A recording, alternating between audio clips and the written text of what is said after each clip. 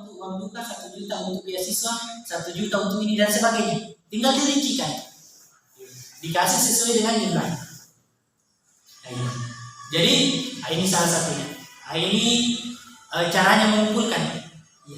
Jadi sebenarnya pada dasarnya ini Basnas itu memberikan program, membuat program untuk pengumpulan di desa untuk dikelola di desa. Kenapa?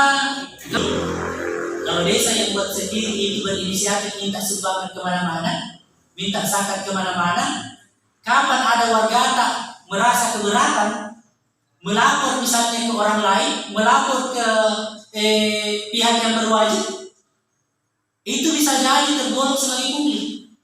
Naungan Basnas, UPZ yang bergerak atas petunjuknya juga kepala desa, maka itu dibolehkan. Nah, biar sampai presiden melapor tetap akan tertolak. Kenapa? Karena kita dilindungi oleh undang-undang. Jelas aturannya. Dibolehkan Basnas untuk memungut zakat infak sedekah sampai ke tingkat desa. Nah, ini. Sehingga tidak perlu ragu-ragu khawatir. Jangan sampai saya masuk pungli, tidak. Kemudian, nah ini anak-anak apa terus ini secilin yang kucing. Sudah ada ini program Ramadan. Kalau yang ini program sepanjang tahun. Program sepanjang tahun inisiatifnya itu karena dua hal. Yang pertama dia edukasinya, jadi bukan dari hasilnya ini, tapi edukasinya membiasakan orang lain bersedekah meskipun itu sedikit, tapi setiap hari. Jadi kita ini UPZ misalnya atau staf desa Rp1.000 dengan ada orang yang bersedekah Rp1.000 satu hari selama 3 bulan, itu beda pahala. Kenapa? Dalam hadis Rasulullah katakan bahwa Allah sangat mencintai amalan yang dilakukan setiap hari meskipun itu kecil. Tinggal disepakati dengan tempat tak menyimpan celengan. Tempat tak menyimpan celengan sepakati. Tabe Bu Haji, kapan saya ambil ini? Apakah sekali sebulan? Ataukah sekali dalam 2 bulan? Atau sekali dalam 3 bulan? Yang penting dia yakin 1 kali 1 tahun. Kepo-kepo ini nama di kampung modern. Baju pun nak kepo kena neton je bonena. Pun nak kepo tom itu na tom bonena ya. Pacai na parlu kan depan pergi jemput ki. Baru simpangkan celengan kosong lagi. Ini infak rumah tangga muslim dengan hasilnya ini celengan itu hak amilnya itu untuk yang berjalan menjalankan ini itu 10%. Jadi ambil 10% dari hasilnya ini, ambil tongkit dari sini 10%. Kalau ini kan 500.000 karena 50 lembar itu berapa? Berarti 50.000 dari 1 juta. 50.000 ditambah kalau yang ini berarti 25.000. Jadi total yang terpotong di desa itu 15%. Sisanya itulah yang dibawa ke Basnas dulu dititik. Dilaporkan sekian dari Bonto Maranu, ini kami simpan di sini. Hubungi memang saya butuh ini Ustaz. Berapa? 5 juta. Rincikan lagi mau ke apa itu 5 juta, kita turun bawakan itu 5 juta. Yang penting jangan 5 juta disetor, 10 juta diminta. Basnas itu kosong. Di mana diambilkan ini? Nah, itu. Sebagai kesimpulannya ini, pada dasarnya semua yang terkumpul zakat infak sedekah di desa Bonto Maranu ini itu tonjen dipakai di desa. Bahkan andai kata tidak ada masuk zakat infak sedekah ke Basnas, kalau ada darurat di sini Basnas tetap berkewajiban bantu. Jadi saya kira itu mungkin sementara.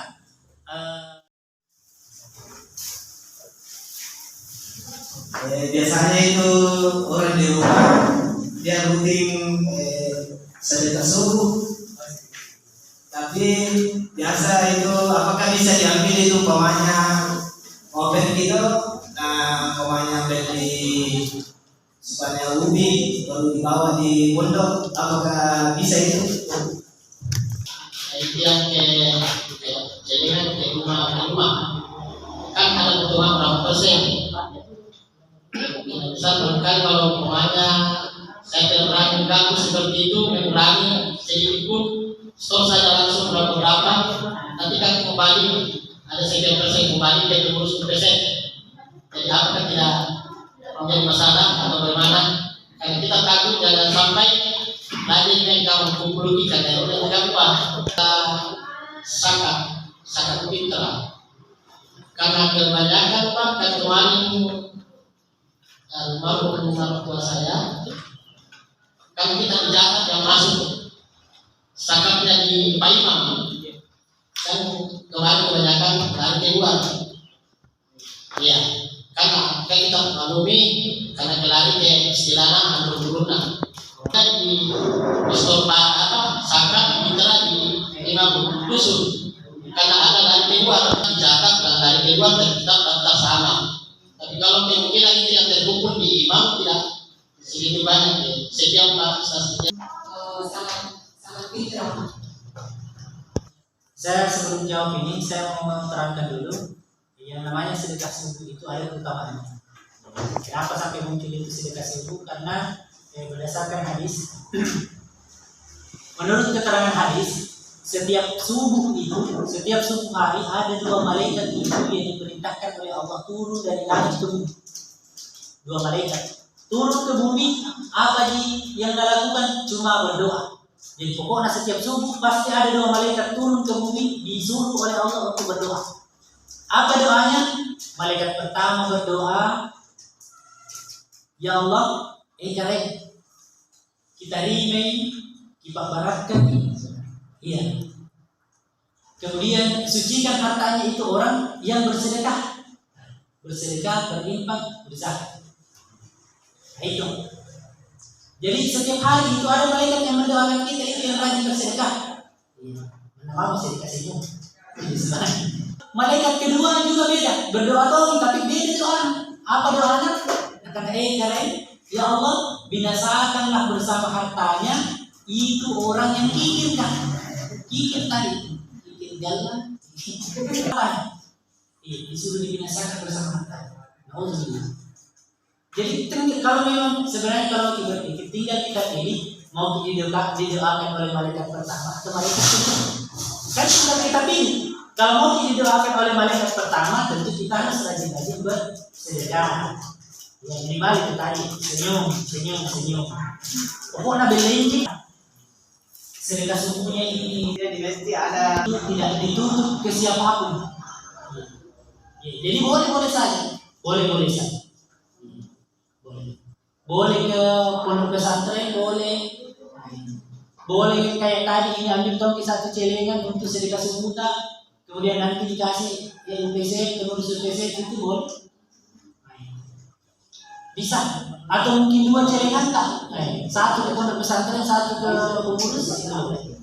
Pahalanya itu semakin dekat hubungan kekerabatan kekeluargaan semakin tinggi pahala. Saya ke istri saya lebih tinggi pahalanya dibandingkan saya ke istri orang lain. Nah, jadi maksudnya di sini kenapa sedekah itu di seperti itu?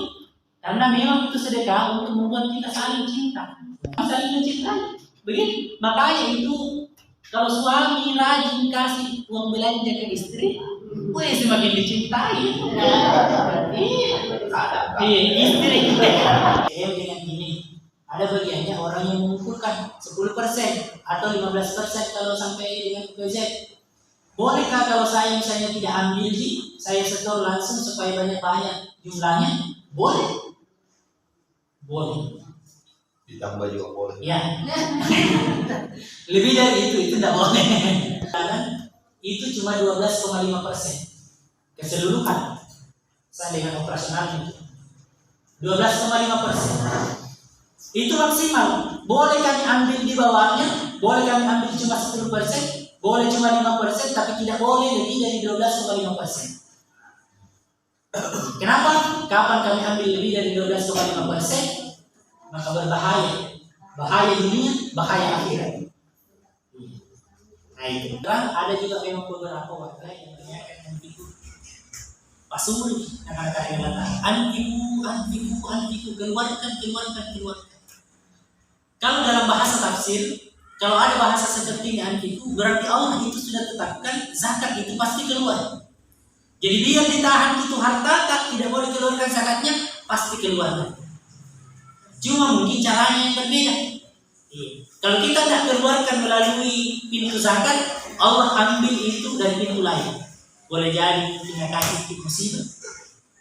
Iya. Apakah rusak tiba-tiba rusak motor tak? Sehingga harus diongkosi sampai 1 juta 2 juta. Apakah mobil tak ada yang gores sampai harus diongkosi 3 juta?